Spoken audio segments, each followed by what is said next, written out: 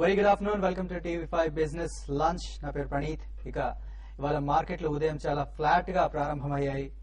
ఆ తర్వాత కాస్త కూలుకుంటూ ప్రస్తుతానికి సెన్సెక్స్ 150 పాయింట్లు, నిఫ్టీ ఆల్మోస్ట్ 45 పాయింట్స్ గెయిన్స్ తో ట్రేడ్ అవుతున్నాయి.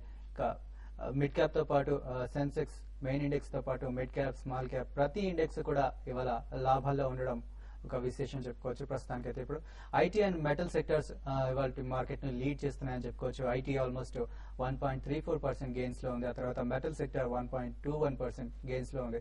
ఏ సెక్టర్ కూడా ఇవాళ నష్టాల బాటలో పయనించడం లేదు అని చెప్పుకోవచ్చు ఇప్పటివరకు అయితే మనం ప్రస్తుతం.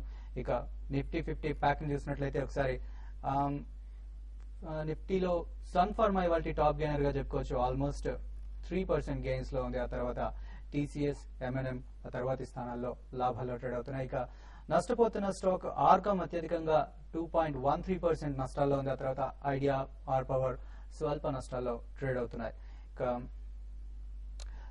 బ్రెడ్త్ కూడా చూసినట్లయితే ఆల్మోస్ట్ 2:1 గా ఉంది. 850 స్టాక్స్ అడ్వాన్సెస్ లో ఉండగా 450 స్టాక్స్ డిక్లైన్స్ లో కొనసాగుతున్నాయి. ఇక వాటి మార్కెట్ల గురించి విశ్లేషించడానికి అలాగే ఇన్వెస్టర్ల సందేహాలను తీర్చడానికి అనలిస్టులు బాలసుబ్రహ్మణ్యం గారు అలాగే సుందరరాజ గారు ప్రస్తుతం మన స్టూడియోలో ఉన్నారు. వెరీ గుడ్ ఆఫ్టర్నూన్ అండి. Good afternoon. బాలు గారు, వాళ్ళ మార్కెట్ ని చూసినట్లయితే ఏ సెక్టర్ కూడా నష్టాల్లో లేవు, కాస్త ఉపశమనంగా ఉన్నట్టుంది ఇన్వెస్టర్స్ కి. ఇవాళ మార్కెట్ లో బ్రెడ్ కూడా పర్లేదు, బాగానే ఉంది. ఇవాళ మార్కెట్ లో ఎలాంటి సూచనలు ఇస్తారు మీరు? అంటే జనరల్ గా ఇన్వెస్ట్ చేయొచ్చు అంటారు ప్రస్తుతం ఉన్న పరిస్థితుల్లో? బేసికలీ మార్కెట్ ఇంకా కూడా ట్రేడింగ్ రేంజ్ లో ఉందండి. కంప్లీట్లీ లాస్ట్ ఫ్యూ సెషన్స్ నుంచి చూసినా కూడా మనకి టోటల్ ట్రేడింగ్ రేంజ్ లోనే ఉంది. ఎందుకంటే లాస్ట్ వీక్ మనకి మార్కెట్స్ చూసుకుంటే అమెరికన్ మార్కెట్స్ కూడా బాగా మేజర్ వీక్నెస్ కనిపించాయి. నిన్న అమెరికన్ మార్కెట్స్ లేవు. ఇవాళ ఆఫ్టర్నూన్ యూరోపియన్ మార్కెట్స్ కూడా స్వల్పంగా లాభాల్లో ట్రేడ్ అవుతున్నాయి. కాబట్టి మంది కూడా కంప్లీట్లీ ఒక 150 points Nifty range bound trade లోనే నడుస్తుందండి.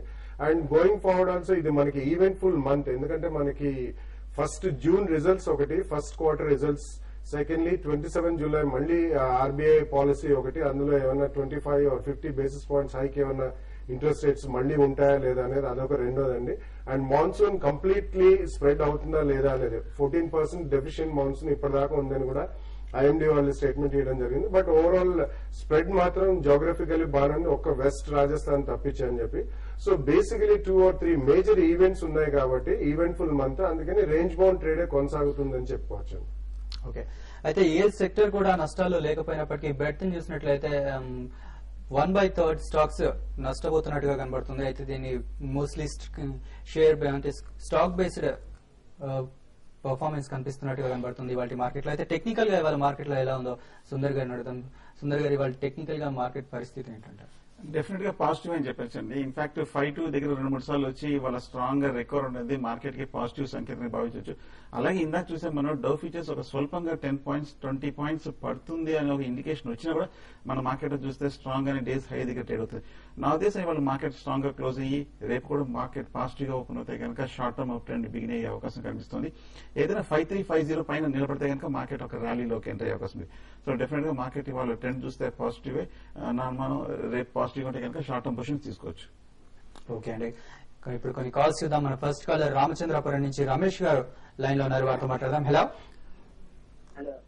రమేష్ గారు, చెప్పండి. నమస్తే అండి. నమస్తే అండి. సార్, నేను ఐసిఐసిఐ బ్యాంక్ 850లో ఫ్యూచర్స్ లో బై చేశాను. ఓకే, దాన్ని ఏ రేట్ లో సెల్ చేయమంటారు, దాన్ని హోల్డ్ చేయమంటారా ఏంటో సార్ చెప్పండి. ఓకే, ఐసిఐసిఐ బ్యాంక్ ఫ్యూచర్స్ లో 850లో బై చేశారు సుందర్ గారు. ఐసీఐసీ బ్యాంక్ డెఫినెట్ గా పాజిటివ్ గానే రీబౌండ్ అయిందండి. వాళ్ళ బ్యాంక్స్ అని చూస్తే కనుక లాస్ట్ 2-3 డేస్ లో ఫ్రంట్ లైన్ స్టాక్స్ అన్ని బాగానే, కాకపోతే ఐసీఐసీ బ్యాంక్ ఒకటే కొంచెం వీక్ ఉంది. అది కూడా ఇవాళ కొంచెం స్ట్రాంగ్ గా రీబౌండ్ అనేది విశేషం అనమాట. నా ఉద్దేశం నెక్స్ట్ 2 డేస్ కనుక 870 కనుక పైన నిలబడితే కనుక హోల్డ్ చేయండి. ఆల్ ద వే 890-900 వరకు వెళ్లే అవకాశం ఉంది. సో 850 కింద ట్రేడ్ అవుతుంది, కొంచెం weakness as it is ICIC bank hold చేయొచ్చు. ఓకే, మన నెక్స్ట్ కాలర్ హైదరాబాద్ నుంచి లక్ష్మి గారు ఉన్నారు. హలో. నమస్తే అండి, చెప్పండి. చెప్పండి సార్. కాంక్రీట్ ఇన్ఫ్రా అను అరవింద్ మిల్స్ ఫార్వర్డ్ ఫ్యూచర్ లో రేట్లు ఎంటర్ అవ్వచ్చు. ఫస్ట్ స్టాక్ ఏదన్నారండి? కాంక్రీట్ ఇన్ఫ్రా అండి, CONCURIN. కాంకరెంట్ ఇండియా ఇన్ఫ్రా అండి. Infra, sorry. Arvind mills. Okay అండి, మీరు 3 స్టాక్స్ బై చేశారా అండి? ఫార్వర్డ్ ఫ్యూచర్ లో ఈ రేట్లు ఎంటర్ అవ్వచ్చా లేదా బై చేయాలనుకుంటున్నాను ఫ్యూచర్స్ లో ఓకే మిగతా 500 స్టాక్స్ మామూలు వీక్లో ఫార్వర్డ్ ఫ్యూచర్ లో ఓకే ఓకేనండి. అరవింద్ మిల్స్ చూస్తే కనుక టెక్నికల్ గా పాజిటివ్ గానే ఉందండి. కాకపోతే లాస్ట్ 1 వీక్ బాగా 22-25 రూపీస్ నుంచి వెళ్తూ ఒక 37-38 రూపీస్ టార్గెట్ దాకా వస్తుంది. నెక్స్ట్ 2 days డెఫినెట్ గా 37-38 దగ్గరకు వచ్చే అవకాశం ఉంది. 38 రూపీస్ పైన నిలబడితే కనుక అట్లీస్ట్ 37 రూపీస్ పైన నిలబడితే కనుక అరవింద్ మిల్స్ మీరు డెఫినెట్ గా హోల్డ్ చేయొచ్చు. అలాగే కన్కరెంట్ ఇండియా అడిగారు 27-28 రూపీస్ లో ట్రేడ్ అవుతుంది. సాఫ్ట్వేర్ అండ్ ఇన్ఫ్రాస్ట్రక్చర్ సంబంధించిన కంపెనీ. నెట్ ప్రాఫిట్ చూస్తే కనుక పెద్ద ఏం లేదన్నమాట. లాస్ట్ 5 years చూసినా కూడా ఓవరాల్ గా ఒక 2-3 crores పైన కూడా అసలు అవ్వట్లేదు. సో టెక్నికల్ గా చూస్తే కూడా పెద్ద బులిష్ గా కనిపించట్లేదు. ప్రస్తుతానికి కన్కరెంట్ చూస్తే కనుక ఏమాత్రం నెట్ ప్రాఫిట్ లో ఉంటే ఎగ్జిట్ అయిపోవడం better. Okay next caller Vizianagaram నుంచి నిర్మల గారు ఉన్నారు. హలో ఆర్కామ్ బై చేస్తాం సార్ 190 అట్లా 100 హోల్డ్ చేస్తా అమ్మేసుకోవాలి. ఓకే ఆర్కాన్ గురించి ప్రస్తుతం 181 లో ఉంది.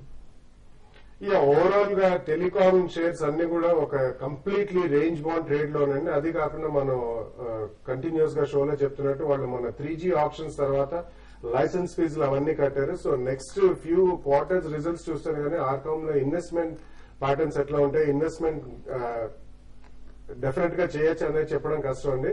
బట్ లాస్ట్ ఈ అనిల్ అంబానీ గారి గ్రూప్, ముఖేష్ అంబానీ గారి గ్రూప్ కి ఆ సయోధ్య కుదిరినప్పటి నుంచి అనిల్ అంబానీ గారి గ్రూప్ కంపెనీ షేర్లన్నీ కొన్ని బాగానే రాణించాయండి. సో 191 లో కొన్నారంటున్నారు కాబట్టి మేజర్ గా డౌన్ సైడ్ అయితే లేదు. బట్ ప్యూర్ ఇన్వెస్ట్మెంట్ కి అయితే మాత్రం you can hold on to the share for the next 6 months to 1 year అండి. ఓకే నెక్స్ట్ కాలర్ మనకి కేరళ నుంచి ఉన్నారు. Hello hello sir. Good afternoon అండి, చెప్పండి. సార్ నా పేరు ఎంఎస్ఎస్ నాయుడు అండి, నేను కేరళ నుంచి మాట్లాడుతున్నాను. చెప్పండి నాయుడు గారు. సార్ నేను ఇప్పుడు మార్కు నేను 190లో తీసుకున్నాను సార్. అది యావరేజ్ గా 190 పడింది.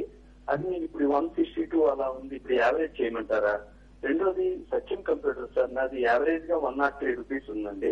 ఓకే అది ఇప్పుడు 92 లో ఉంది. నేను ఒకవేళ ఇప్పుడు యావరేజ్ చేస్తే ఒక 1 year లో అయినా నాకు ఆ ప్రైస్ వస్తుందా? ఓకే మార్క్ కన్స్ట్రక్షన్స్ డెఫినెట్లీ వాళ్ళ ఇన్ఫ్రాస్ట్రక్చర్ రంగానికి చెందిన కంపెనీ అండి. సో మీరు యావరేజ్ చేయొచ్చా ఇప్పుడు అంటే it's difficult question to answer. But ఎందుకంటే మీరు నెక్స్ట్ 2 or 3 years ఒకవేళ దృష్టిలో ఉంటేనే తప్పించి ఇన్ఫ్రాస్ట్రక్చర్ స్టాక్స్ ఇమీడియట్ గెయిన్స్ మాత్రం మీకు ఉండవండి. ఎందుకంటే ఇన్ఫ్రాస్ట్రక్చర్ స్టాక్స్ క్యాపిటల్ ఎక్స్పెండిచర్ కూడా చాలా హెవీగా ఉంటుంది. సో ఈక్విటీ డైల్యూషన్ కూడా వాళ్ళు చేసే అవకాశం చాలా ఎక్కువ ఉంది. వాళ్ళు కూడా ఒక పోర్ట్ లోకి వెళ్తున్నారు. సో పోర్ట్ కి డెఫినెట్లీ వాళ్ళకి క్యాపిటల్ రిక్వైర్మెంట్ చాలా హెవీగా ఉంటుంది కాబట్టి ఈక్విటీ డైల్యూషన్ కూడా ఉంటుందండి.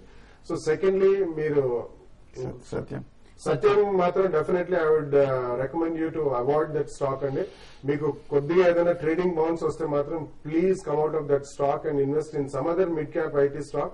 కంపల్సరీ ఐటీలోనే ఉండాలనుకుంటే, లేకపోతే 27th July నాడు ఆర్బీఐ పాలసీ డెసిషన్ వచ్చిన తర్వాత బ్యాంకింగ్ స్టాక్స్ కానీ మిడ్ క్యాప్ ఫార్మస్యూటికల్ స్టాక్స్ కానీ మీరు కొనుక్కుంటే మీకు ఫ్యూచర్ లో డెఫినెట్లీ బెటర్ ప్రాఫిట్స్ ఉంటాయని చెప్పచ్చు. ఓకే నెక్స్ట్ కాలర్ హైదరాబాద్ నుంచి మురళీ గారు ఉన్నారు. హలో హలో మురళీ గారు చెప్పండి. సార్ నమస్కారం అండి. నమస్తే అండి, చెప్పండి. Sir RTF target next 2 days లో ఎంత వరకు ఉండొచ్చు? ప్లస్ షుగర్ ఇండస్ట్రీ డీకంట్రోల్ చేస్తారని వార్తలు వస్తున్నాయి. దానిలో ఏమైనా షుగర్ ఇండస్ట్రీలో ఏమైనా పెట్టుబడులు పెట్టచ్చా చెప్పగలరా అండి? First stock ఏదన్నారండి? ఆర్టీఎఫ్ అండి, Rashtriya chemicals and pets. Okay sugar stock చూస్తే కనుక మనం లాస్ట్ ఒక 1 week 10 days గా కొంచెం స్ట్రాంగ్ గా రీబౌండ్ అయిందండి. దీనికి ప్రధానమైన కారణం చూస్తే కనుక ఈ బ్రెజిల్ లోను షుగర్ ప్రైసెస్ బాగా పెరగటము 10-week హై దగ్గర ట్రేడ్ అవుతుంది.